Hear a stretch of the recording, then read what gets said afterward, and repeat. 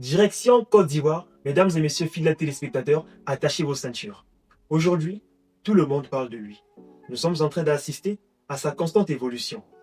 Une fierté pour son pays, un modèle pour les jeunes. Son succès s'étend partout et influence toute génération confondue.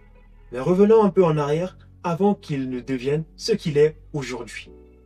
Mesdames et messieurs, bienvenue dans notre émission « Ce qui lui est arrivé peut m'arriver ». Un garçon passionné de la musique, très tôt, il va faire son entrée dans le game du rap ivoire.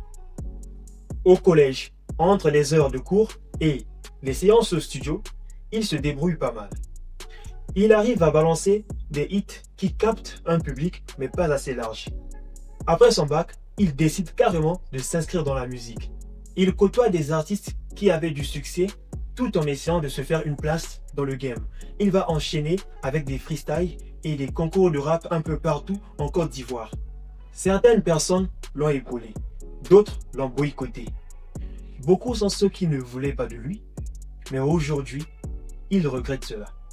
Toute cette rage a donné naissance à un cyborg, rempli de détermination, persévérance, rêve et ambition. Il n'est né que pour le travail. Il ne vit que pour le travail. Toute sa vie, c'est le travail. Aujourd'hui en Côte d'Ivoire, aucun rappeur n'arrive à courir avec lui. Il s'est fait une fanbase inébranlable et solide, les ultras. Tous les médias parlent de lui aujourd'hui.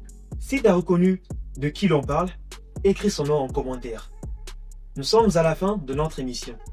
Il faut donc retenir que les regards des gens et leur avis ne doivent pas influencer nos rêves, que cela booste même notre détermination. Apportez toujours une touche dans ce que vous faites pour se distinguer des autres. Travaillez encore et encore, cela paye. Merci de nous avoir suivis. On se retrouve dans une nouvelle vidéo. D'ici là, prenez soin de vous. Ciao.